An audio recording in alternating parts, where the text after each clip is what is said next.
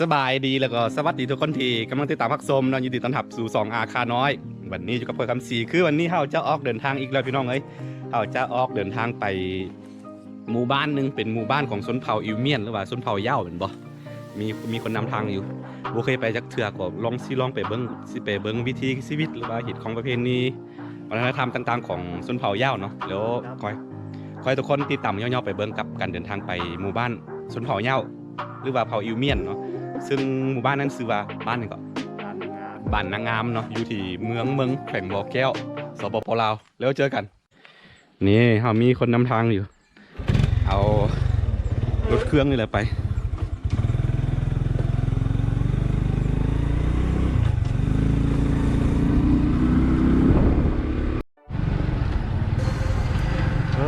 เยอะเลยสื่ออยู่ด้วยซื้ออยู่ตามห้านั้นก็ได้ไปซื้อนั่นก็ได้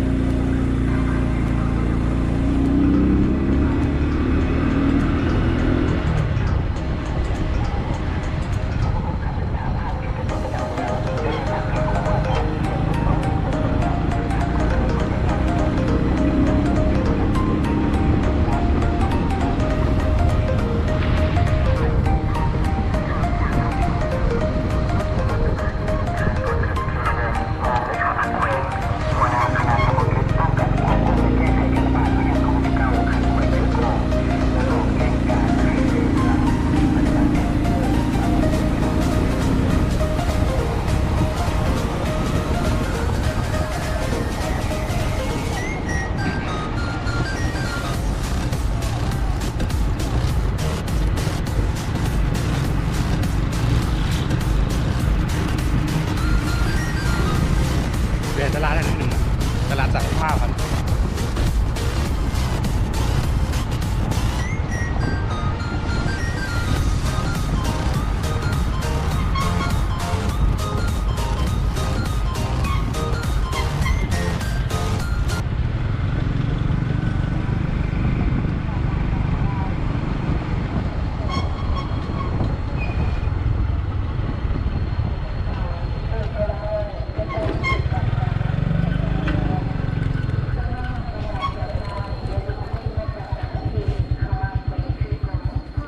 ฮอตแล้วเมืองแขวงบ่อแก้วคือตอนนี้เราในระหว่างทางเราจะแวะซื้อกางเกงตัวหนึ่งเพราะว่ากางเกงเป้าขาด อันนี้จะเป็นเมืองหนึ่งเมืองเล็กๆที่ขึ้นกับแขวงบ่อแก้วสปปลาวเนาะตอนนี้เราแวะซื้อกางเกงที่เราจะซื้อก็คือตัวละ100 บาทหรือว่า30,000 กีบสีแดงงามน้องใส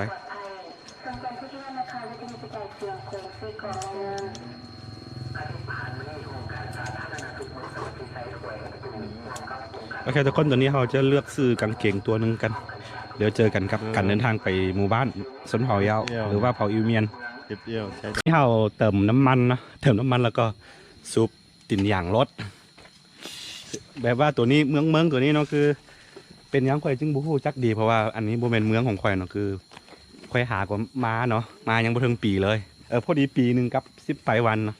ได้กลับมามาอยู่นี่ได้ปีหนึ่งก็10 ไปวันแต่ว่าพ่อแม่ย้ายมาอยู่นี่ได้5 ปีแล้วเนาะก็เลยว่าค่อยจับบูฮู้จักดีผู้คนหรือว่าหมู่บ้านต่างๆค่อยบูได้ฮู้เนาะต้องมีใกล้น้ำทางนี่น้องทรายแล้วก็ มันจะกลายเป็นวัฒนธรรมไปเนาะสำหรับคนลาวที่แบบเวลาเนาะเวลาแบบไปเจอเพื่อนหรือว่าไปเจอผู้คนอย่างนี้ต้องดื่มเบียร์นะวิดีโฆษณาเนาะ อันนี้คือบรรยากาศระหว่างทางกันเดินทางไปหมู่บ้านยาว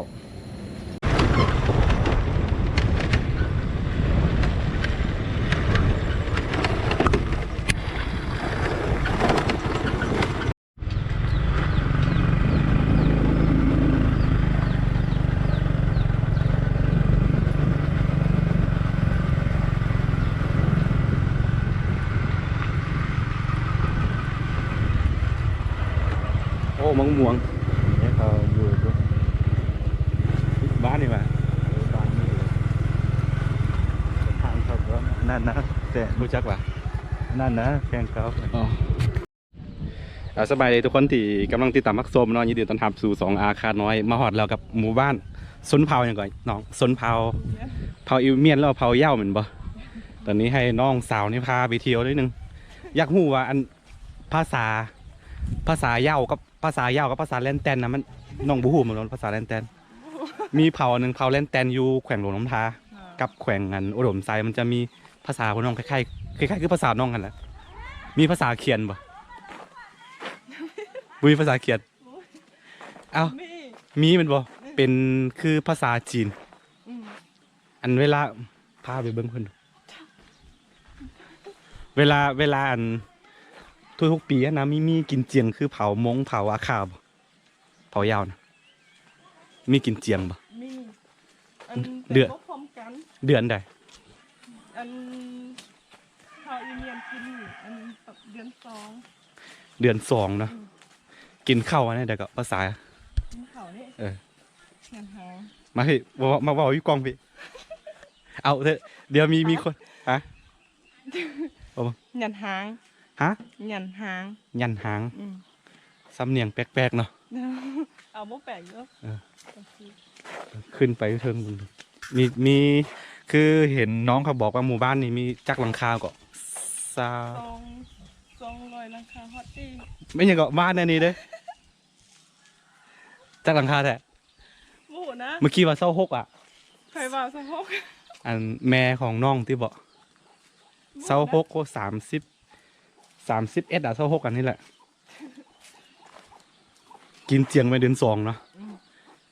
มีคำศัพท์ใดที่คือภาษาจีนป่ะภาษาน้อง ภาษาข่อยนี่คืออันภาษาจีน นี่คือกับภาษาจีนเนาะ อืม ภาษาจีนภาษาฮ่อ มันหมดดอก เมื่อแหละอันมันบ่มีประตูแบบอันเป็นอย่างว่าเวลาแบบเฮ็ดผีเฮ็ดเป็นอย่างบ่มีเด้ บ่มี อ่ะพวกน้องถือศาสนาหยัง ก็มีแล้วก็อันอยู่ในเฮือน อยู่ในเฮือนเนาะ บ่อยู่อัน บ่อยู่นอกคือคนม่วงคนนาคา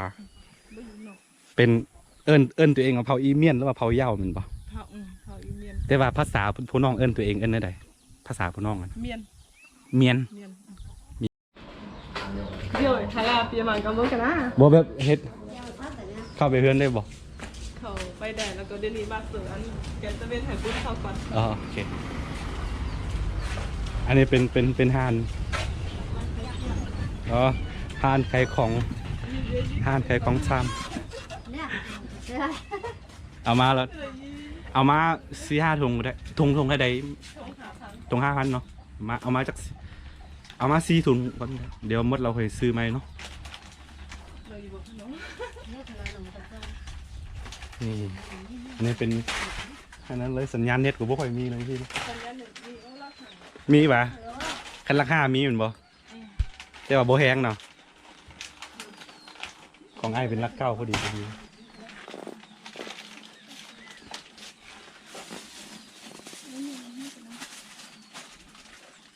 พอดีแวะกินน้ำกินนายอยู่บ้านน้องเขา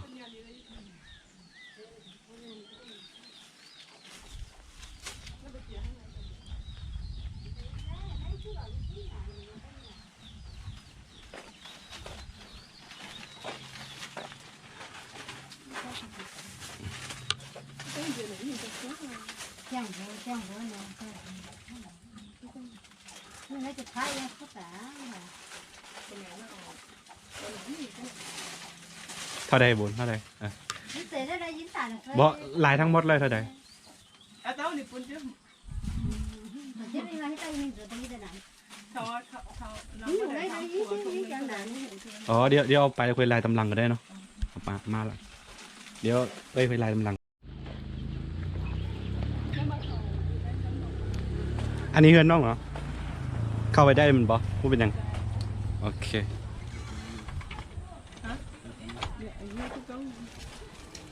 นี่คือบ้านของสนเผาเหย้าตัวนี้เป็นอย่างกำลังต้มอ้อยตัวหมูคือต้มอาหารให้หมูใส่ภาษาลือกัน นี่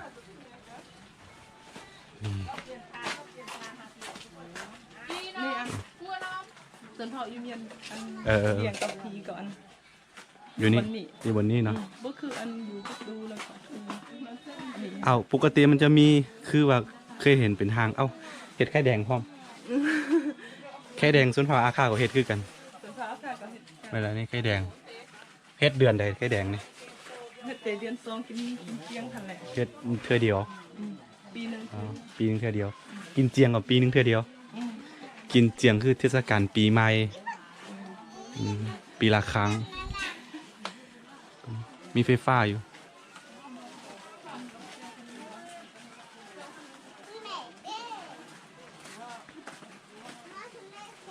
นี่ยังอันนี้คือพาเข้า เก่าแก่สุดเนี่ยประมาณนี้เนาะทุกคนเนาะก็บูฮู้ว่าแบบบ่เคยมาหั่นนะเป็นครั้งแรกคือกันแล้วก็บูฮู้ว่าสิถามเขาได้เพราะว่าเขาบ่เคย บ่ได้เกี่ยมข้อมูลเป็นหยังว่าชนเผ่านี่มันเป็นแบบใดนะแต่ว่ามันบ่ต่างหยังกับชนเผ่ามงแล้วก็ชนเผ่าอาคามันหยังคล้ายๆกันเพราะว่าบรรดาชนเผ่าเหล่านี้นะออกมาจากจีนคือกันในเมื่อก่อนเนาะก็เลยว่ากิจของหรือว่าวัฒนธรรมการนุ่งถือมันหยังมันจะคล้ายๆกันแบบสุดชนเผ่าแท้ๆผมบ่เคยได้เห็นนะตอนนั้นเป็นสุดมันมีเป็นสุดชนเผ่าของน้องเหมือนบ่สุดชนเผ่านะทรงเสื้อมันมีเหมือนบ่มันเป็นแบบใด เอา ขอเบิ้งนิดนึงที่เป็นของน้องนะ หาตั้งโทรศัพท์มาเมียนแล้วเหรอว่าก็ตัดปริมาณเลยนะก็ปริมาณเลยเมียนเนาะ อันนี้จิ๋วตอนนี้ฝูงมีหนานี่ก้องก็ให้ยุ่งเมียนไว้นี่มา ลินรู้ว่าไม่เมียนแบบลิน โอ้เห็นมาถอดบ้างงามหาบ่ต้องถ่าย บ่เป็นอย่างอยากฮู้อยากฟังเสียงภาษาเป็นอย่างนี้เนาะดีแล้ว บ้างงามหาเห็น ภาษาอีเมียนเนาะน้องเนาะภาษาอีเมียนแล้วภาษาเยา เมียน อ๋อบ่เคยมาเถื่อนี่อันนี้มาครั้งแรกกินแล้ว นี่โลกมาแต่มานาโลกหัวนะ บอกแต่ว่าวันไหนมาแล้ว นี่เป็น นี่ โอ้นี่ ฮัดอันนี้นะว่า นี่คือชนเผ่าเยาชนเผ่าเยาหรือว่าเผ่าอีเมียนเนาะ เผาอยู่ไหม แต่ว่าทางภาคเหนือเขาเอิ้นว่าเผ่าเยาอยู่พงศาลีจะหลายเลยนี่เคยไปเมืองยอดอูบ่หลายเดี๋ยวมื้อหน้าไปเนาะพงศาลีเข้าใจประมาณนี้เนาะเดี๋ยวตอนนี้เขาสิจิบเบียร์บ่แม่นเบียร์กินน้ำโค้กเป๊ปซี่มันอย่างนี้นึงมีปฏิทินตัวนี้เป็นตัวตามเข้าป่ะนี่คือลืมบอกเมื่อก่อนเนาะบ่ว่าชนเผ่ามงชนเผ่าอาคาชนเผ่ายาวเนาะเป็นเมื่อก่อนทำบ่มีห้องสีหั่นน่ะบ่มีจักรสีต้องใช้ตัวนี้ตำเอาเข้าวเปลือกถอกใส่นี้แล้วก็ตำแต่สมัยนี้เอาไว้ตำจำพวกอันนี้เอาไว้ตำเป็นหยังก่อนน้อง ตำไม่ยังก็ได้ว่า ตำเป็นหยังก็ได้เนาะ ตำไม่ยังก็ได้มดตำเข่าเลยตำ ตำข้าวตำเป็นหยังได้หมด ทุกสิ่งเลย ทุกสิ่งนี่เป็นภูมิปัญญาของสาวฮะได้บุรีจับอ่ะ ดี ดีบ่เป็นหยังเนาะอันนี้คือภูมิปัญญาของคนดอยนี่ขึ้นอยู่ที่เยียบนะเวลาที่ตำเนาะสบายดีทุกคนเนาะวันนี้เราจะมาเยี่ยมเพื่อนที่เคยไปเฮียนนำกันสมัยอยู่เวียดนามเนาะบ่ฮู้ว่าเขาสิอยู่บ้านบ่ตอนนี้เขาสิเข้าไปเบิ่งบ่เคยมาจักเทื่อนี่ก็ครั้งแรกแล้วก็บ่ได้โทรนัดเขาไว้เพราะว่าบ่มีเบอร์โทรบ่มีสัญญาณเฮ็ดบ่มีสัญญาณอยู่บ้านอย่าบอกฮู้บ้านเขาอยู่เดี๋ยวจะเข้าไปบ้านเขาเลย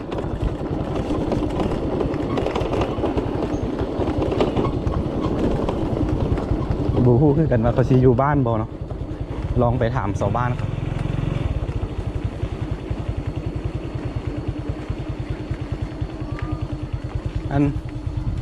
อันฮู้จักทวีพรบ่เราอยู่บ้านบ่อยู่เฮือนบ่ จักนี่ หลังใด อยู่หลังนี่รูปอันเขาพักอยู่2-3คนนี่อยู่หันนี่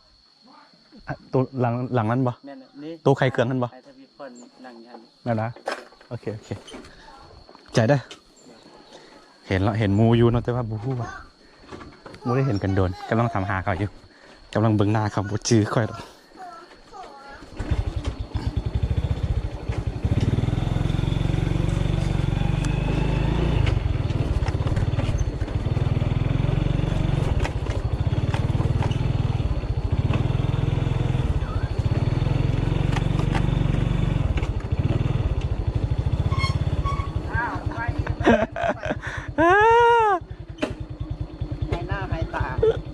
บายดีสบาย ไปเมืองดิ เอามึงคือบ่มาหากูไม่เห็นกันโดนเอาเซฟเอาเมียแล้ว ยัง มีแต่อยู่น้ำกันซื้อเด้ มาอยู่น้ำกันสิมาไหม โอเค อันนี้คือควันรถทันเด็กกินนี้ทันกันแล้ว อ๋ออยู่เทิงนี่คือเพื่อนที่สมัยเฮียนน้ำกันอยู่เวียดนามเนาะอยู่หอเดียวกันเลยอยู่น้ำกัน5 ปี ยังนี่แหละได้ยินข่าวว่าพอมึงหัน เสียแล้วไม่ได้เสียไปวันทีนะ ถึงอาจจะยี่ตัวเลย คือพอดี ฮะน่าคำไม่น่าเว้ยน่าสมังเนี่ย คือพอดีมาบ้านของหมูแล้วก็มีงานเนาะข้ามหมูเตะ ข้าหมู ข้ามหมูเนาะ มา พอดีเป็นมัดแขนพกแขนอันนั้นของซื้อรถไม้เหมือนบ่เฮงอย่าลืมบอกก็คือ เพื่อนคนนี้เนาะคือเราเคยเรียนด้วยกันสมัยอยู่เวียดนาม ตั้งแต่เรียนม.ปลายเนาะตอนเรียนอยู่ลาวเราก็ไปเวียดนามกัน5 ปีอยู่ห้องเดียวกันอีก เป็นงาน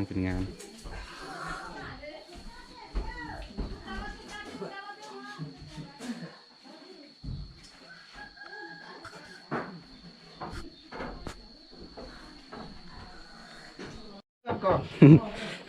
ตอนนี้เรามัดแขนให้เจ้าของรถนี่เขาซื้อรถกระบะ แล้วก็ไปกินข้าวกัน นี่เป็นอีกชนเผ่าหนึ่งเป็นชนเผ่ามูเซอร์แล้วว่าชนเผ่าลาหูนะนี่เราจะไปเข้าไปเบิ่งในงาน ปอยา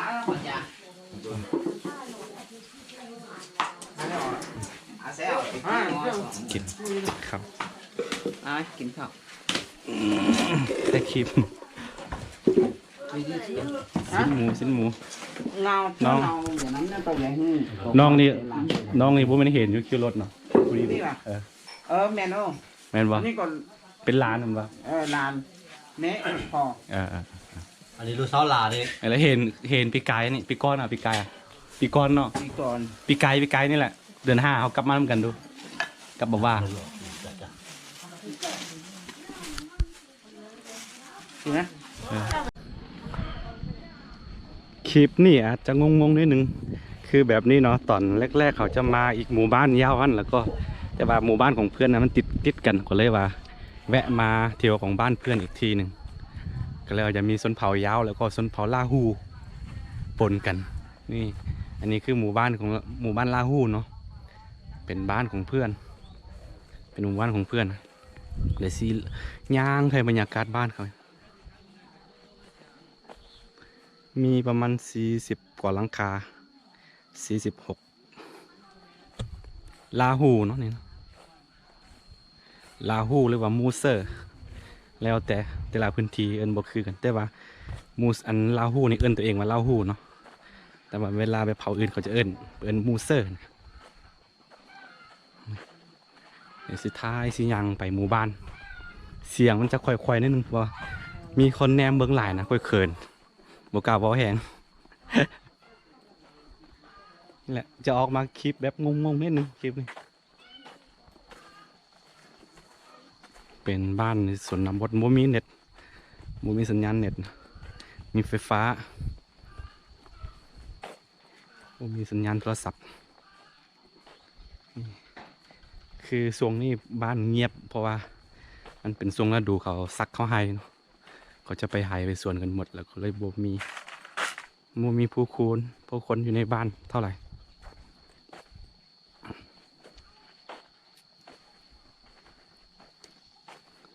สิย่างไปเลยโบเคยมาจากเถื่อนี่ก็เป็นครั้งแรกเนาะคือหู้ว่าบ้านของเพื่อนในตัวนี้เนาะแต่ว่าโบเคยว่ามาเพราะว่าอย่างที่บอกไปเนาะคือเมืองแขวงบ่อแก้วเนี่ยโบได้เป็นบ้านของค่อยเด้อค่อยหามายังปีกว่ามาอยู่ใหญ่มาอยู่นี่เนาะเพราะฉะนั้นสิบูฮู้จักพื้นที่นี้เท่าไหร่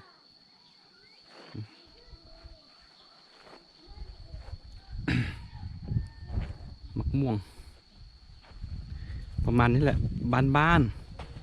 ชนบทของแท้เลยนี่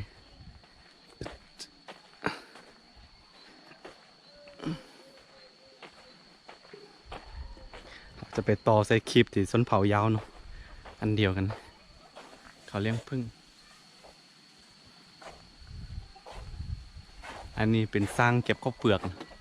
อาคามูเซอร์เผายาวมันจะเห็ดคล้ายๆกันหมด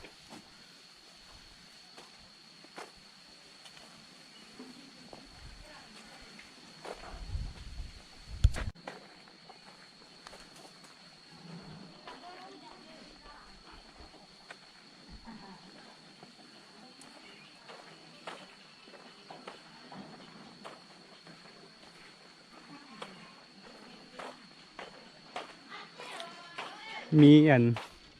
แอมร้อยขายบ่ผมมีนะ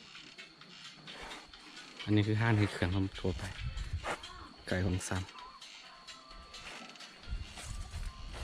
ำเป็นกระท่อมเล็กๆคืออยากกินแอมร้อยนะแอม150ของไทยนั้นแหละจะบูมีบรรยากาศประมาณนี้เนาะเดี๋ยวเราจะกลับไปหมู่บ้านเทิงหมู่บ้านของชนเผ่าเย้าชนเผ่าเย้าหรือว่าชนเผ่าอีเมียนคือคลิปนี้เสียงมันจะค่อยๆเนาะเพราะว่าค่อยบ่ได้เว้าแห้งเลยธรรมดาแล้วก็ออกปากแบบงงๆชนเผ่าเย้าชนเผ่าเย้าแล้วก็ชนเผ่าลาวหูนะเอาเป็นมาเป็นกันตามติดวิถีชีวิตของชนเผ่าในลาวแล้วกันไว้เจอกันอันนี้คือบ้านของเพื่อนบ่เป็นบ้านของแฟนเพื่อนเขารักเอาเมียมาบอกกัน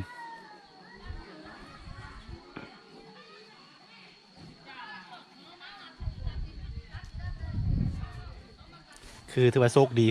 พอดีค่อยมาพี่เราได้กินเขาฆ่าหมูเนาะพบแขนเขาซื้อรถกระบะไม้แล้วก็พบแขนฆ่าหมูได้กินอาหารน้ำเขาไปกินอาหารแนวแซ่บๆกลับมาต่อเยือนของน้องๆเขาอันนี้ลืมบอกอันนี้เป็น3 พี่น้องคิงๆมันบ่อันนี้เป็นไอ้กกอันนี้พวกกกนี่พวกกลางอันนี้พวกล่าซื้ออย่างเขาซื้อบอกซื้อฮะซื้องิงเนาะเป็นภาษาเย้าอันนี้เป็นเกนอันนั้นเป็นฟาร์มเนาะ3 พี่น้องโสดทั้งนั้นเกณฑ์โสดบ่ไม่สดแล้วยกมือ บ่โสดโสด พูดความผิดแล้ว มาต่ออยู่เฮือนนี่บรรยากาศเงียบๆแล้วก็อันเขาเฮ็ดอย่างไรอยู่ห้องการนั้นห้องการบ้านนั้นเขาเฮ็ด เป็นอันบุ๋มซุมโนครัวนะ กลุ่มทำนองครัว ขายทุกติดบุ๋มซุมโนครัว อ๋อคือเบอร์ไอ้ตำรวจมากินน้ำ เขาไม่เห็นแต่คน แล้วก็เสื้อว่าห้ามส้มนม ส้มนมอยู่บ้าน ยังไทยอยู่ท้องเป็นเก เขาไม่ต้องอายกล้องนะอายกล้องบ่ดี ยันไม่ได้กองแตง อันนี้หามาเลยอายกล้องละมาสัญญาณเน็ตนะเข้าไปเบิ้ง2 อาคารน้อยเดี๋ยวจะเห็นมีพี่น้องแบบคนมงคนมีอย่างก็อีเมียนว่ะคนยาวนี่แหละติดตามไลน์เขาจะได้ยินภาษา แบบการต่อยมันแบบกันหรือกันหล่อบัวเมียนนี่ว่าหน่อยว่าได้อยู่ก็ด่าอยู่คือเลี้ยงก็จิตตัวน้ำแดงก็บ่มีด่าด่ามันตัวนี่ภาษามงนี่ได้ดิตัวหิวอย่าอ๋อโมเมนต์อันมัวหันเนาะหนองตาย2 คนหันเนาะไปฮอดอันดินภาษามงอยู่นำอยู่เนาะไปฮอดแล้วก็บุ๊บไปฮอดเราจอดรถแล้วเขาภาษามงหันว่าด่าว่าจะนั่นนะเขาว่าเขาอยู่ว่าดินเขาบ่ไปดินหู้แล้วก็มาฮอดยาหันนี่เขาว่าจะนั่นนี่เขาว่าสิตัวยันแต่เขาบ่ไปค่ะอ๋อเข้าใจแล้วอันนี้คือเลือดแปลงเป็ดเนาะเลือดแปลงเป็ดสไตล์ของเผาอีเมียนเราเผาย่าวนะสดเลยเลือดเป็ด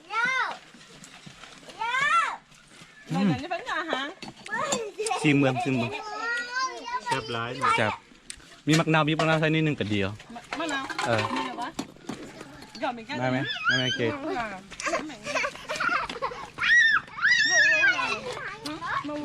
กินอยู่นอกได้บรรยากาศแบบมันบ้านตอนแรงๆประมาณ5 โมง 6 โมงนะ ยอก บอกมาแล้วมาแล้ว พี่ไปสเตย์เหี่ยวเลย มานี่ มาพอดีกูจะหอมกูน่าจะดีเนี่ย ก็ธรรมดาเชียวมา คุณอย่างที่วันตัวเจ้าบอกกูต้อนแหละกูจะหอมเดี๋ยวต้นตัว กินได้เด้กินได้เด้ มึง ฟา ภา ร์ม ษาแถว กินไหม มานั่งเลย มักได้เด้ ก็มัก